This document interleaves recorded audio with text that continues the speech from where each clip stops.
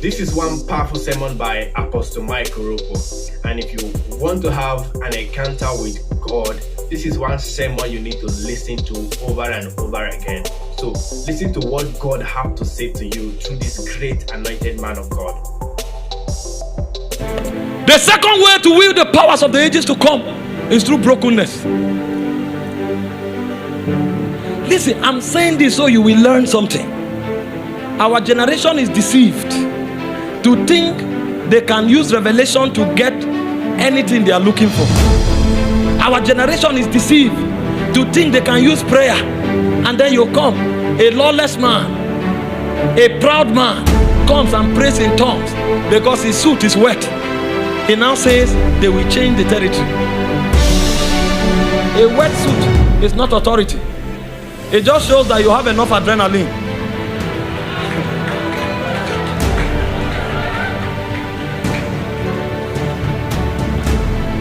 I preach on prayer, I preach on the ministry of the word, but I bring you eternal realities.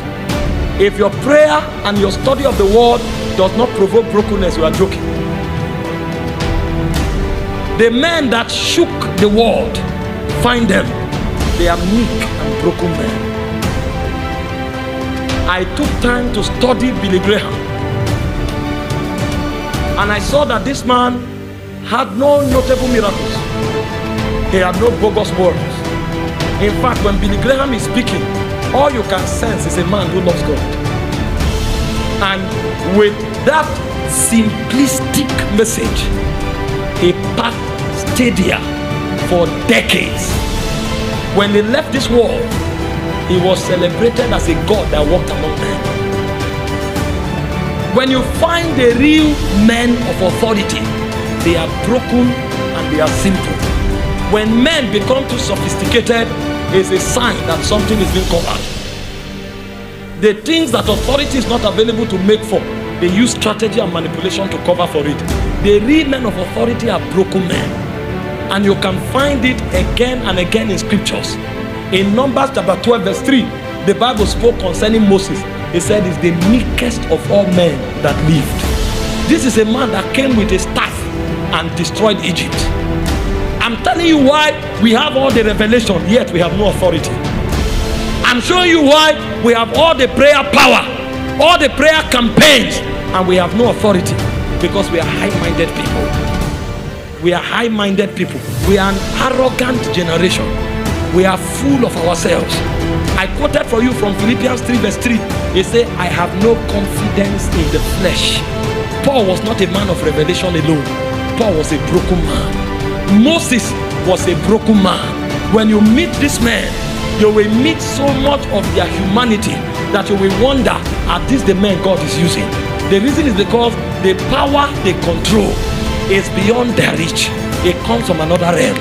But when God looks upon their brokenness, he mobilizes himself. In 2 Chronicles chapter 16 verse 9, he said, the eyes of the Lord moves to and fro the earth, looking for the weak and perfect in heart, that he will show forth his strength. Have you not read the books of the fathers of old? Most of them didn't have half the revelations we had. But when they speak, rain stop. When they speak, bandits go back. When they speak, governments are altered. We show up with all of the bogusness, and it shows the strength of our humanity. That's why we cannot change anything. In addition to your prayer, in addition to your revelation, in addition to your competence, I beg you in the name of God, if you want to see true authority, put away high-mindedness. There are most of us here, even to say I'm sorry, we will go to the grave and come back before we say it. And then we'll quote 30 scriptures and think we handle power with so much pride. He said, God resists the proud, but he giveth more grace to the humble. He resists the proud. When you study David, there are 7 anointings that makes the Davidic order. Only one man hosting 7 anointings. Any man who operates in the Davidic order must operate in those 7 anointings. The first anointing of the Davidic order is the anointing of a poet. The second anointing of the Davidic order is the anointing of a shepherd. The third anointing of the Davidic order is the anointing of a psalmist. The fourth anointing of the Davidic order is the anointing of a prophet. The fifth anointing of the Davidic order is the anointing of a king. The sixth anointing of the Davidic order is the anointing of a warrior. And the last anointing of the Davidic order is the anointing of a father. 7 anointings, one man carrying it. But the prophet shows up and said, you have sinned against God. Openly he tore his garment, poured ashes on his head, and fell on the ground.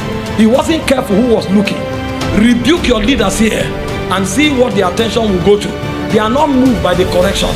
They are careful who is seeing how you are rebuking them. They are not angry that you rebuke them, but they are angry how you rebuke them. You would have rebuked them respectfully. You would have done it in the private because of arrogance. A king, a warrior, a prophet, a poet, a psalmist was rebuked openly. He fell down. He said, I've sinned against you, God. Have mercy on me. And he knew the secret.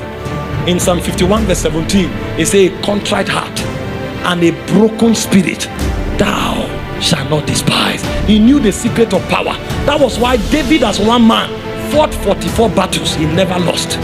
He doesn't know what it means to lose, because there are too many graces. But the way you handle the Davidic mantle is not by revelation. The way you handle the Davidic mantle is not by prayer. The way you handle the Davidic mantle is by brokenness. Because God resists the proud, but he giveth more grace to the humble. If we want to see men that can change government, one signature they must carry is brokenness. Forget all this pride of prayer. Forget all this pride of revelation.